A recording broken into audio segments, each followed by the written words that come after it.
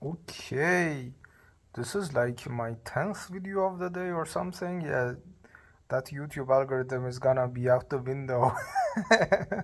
But yeah, I just watched this kind of Alex Hormozy video that was suggested to me, and he was talking about very interesting stuff like the perceived kind of memory, the how life happens and whatever.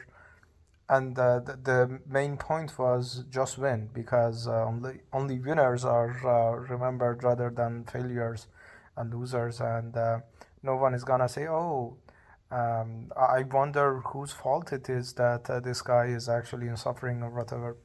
And that actually made me realize a kind of very interesting kind of let's say understanding or epiphany moment that I had um, in a very unexpected way as well because there is I'm obsessed with like stories, and when I find a good story I literally sink my teeth in deep to improve my own kind of perception of stories and how to write a good story and stuff like that without being absorbed by that world. So I remember whenever like this kind of a plot twist of a story of One Piece that I was reading and watching was revealed to me that there is this 100-year gap in the history of that world that no one knows what happened called Void Century.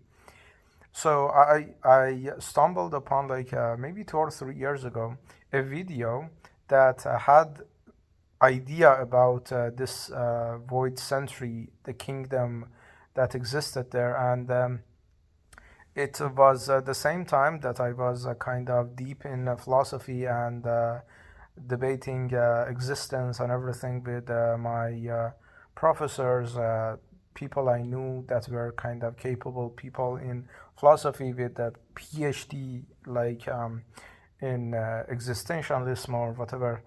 And the funny thing is that I noticed, okay, based on evidences we got, and going back to Einstein, I guess again, is that he said the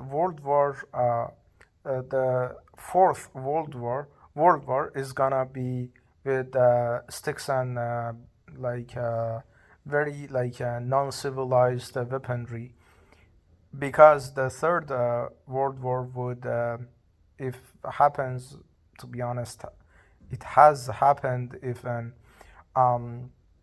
it will kind of erase every kind of remnants of civil existence. So that made me think, okay, why think this is gonna happen? Why not think it has already happened?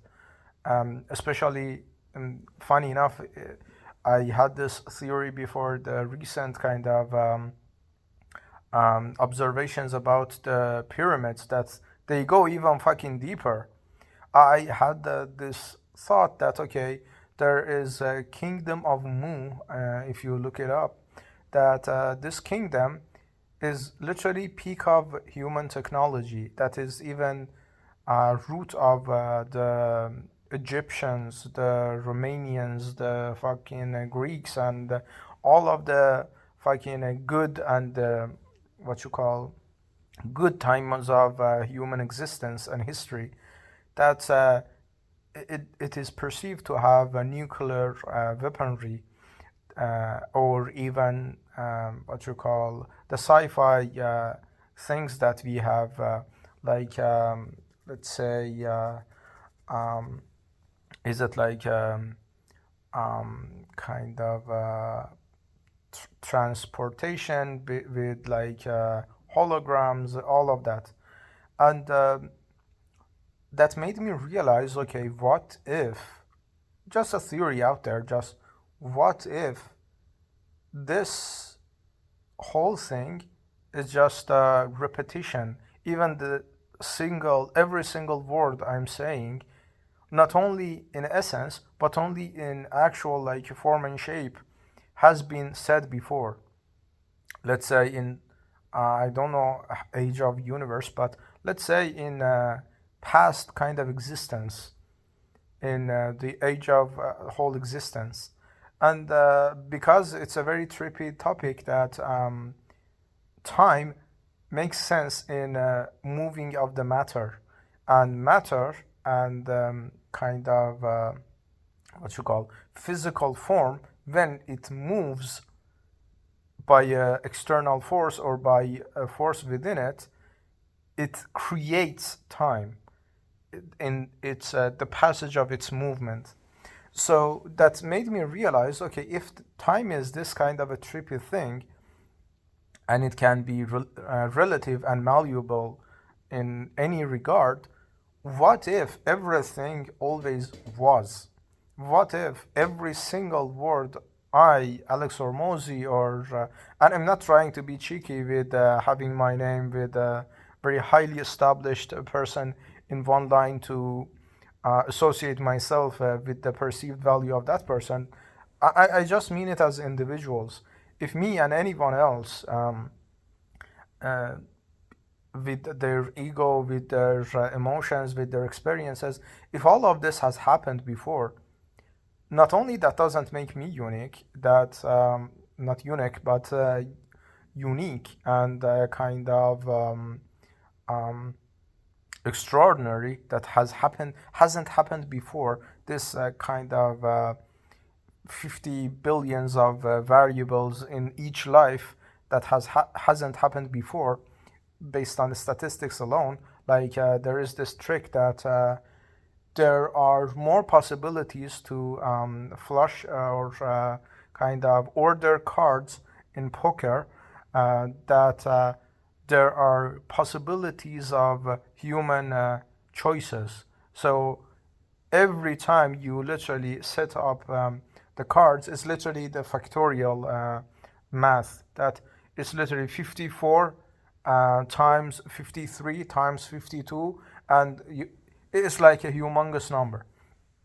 So what if that's that's itself isn't even the showcase of how unique things are, but also how vast the existence itself is.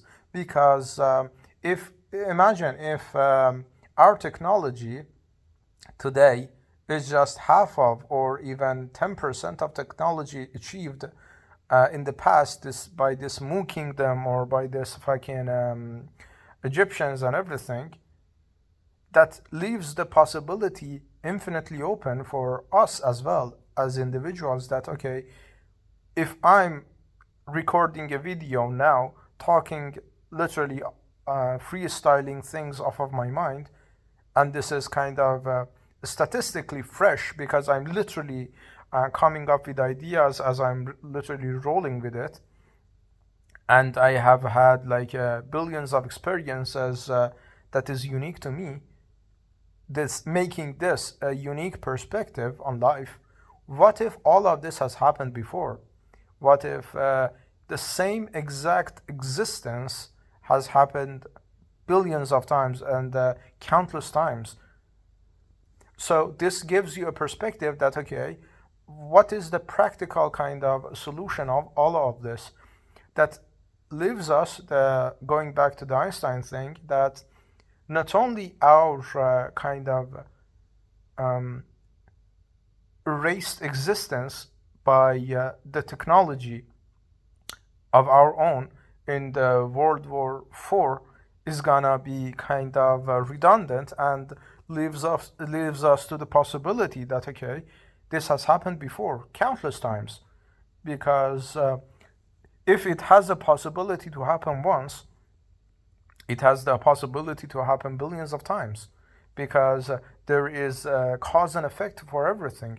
If the cause is there to happen once, it could have always been there to happen billions of times. And this leaves us to the conclusion that okay, if me, anyone else is talking, because of their own ego, because of their own unique kind of perspective on the world, and I know things, unique perspective.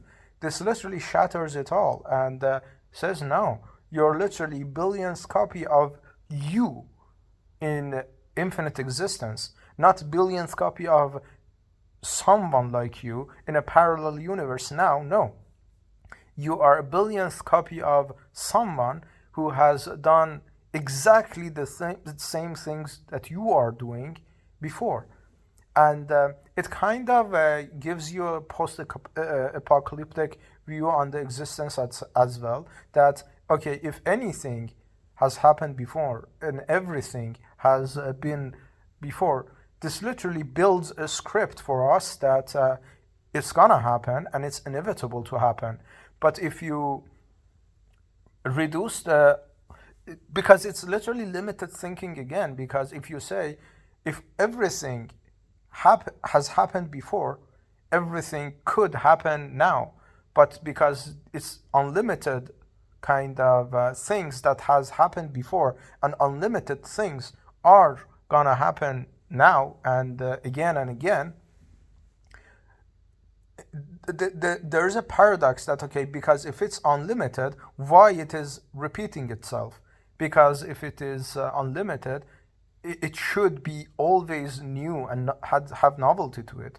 But there's another kind of a mental fuckery to it, that okay, if it is happening all over again, there is a cause for it. And if the cause is remaining and the causes are just repeating themselves, the causes are infinite in essence, but the results are infinite in essence as well, because the repetition of infinite doesn't mean infinite itself is limited. It's literally the math that they say infinite plus infinite doesn't mean infinite, or something like that. I don't know the exact math behind it, but it's literally it's just a stun lock, rather than actually saying, of course, infinite plus one is more than infinite pure infinite. But there is a conceptual kind of mind block here that infinite itself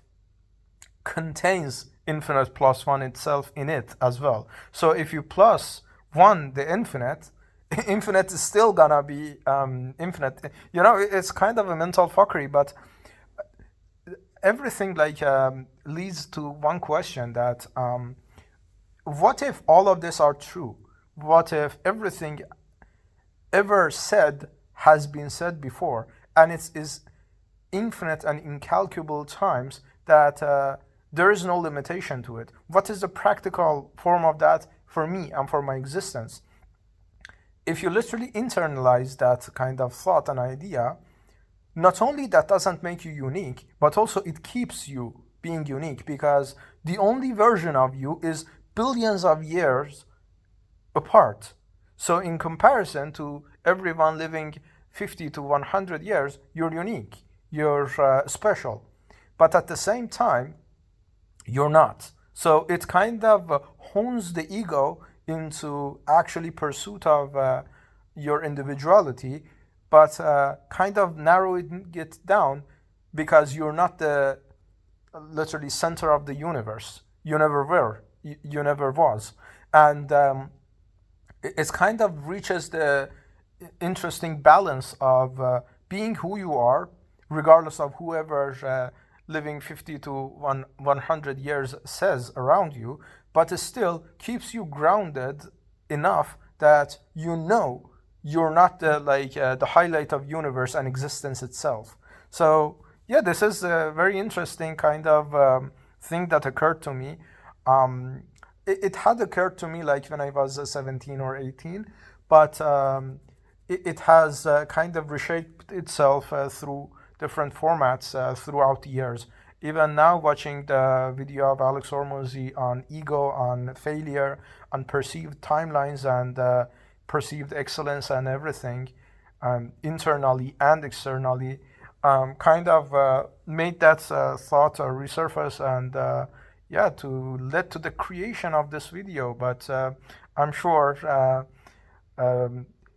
this isn't new, and if it isn't new, it's quite nice. But anyways, bye.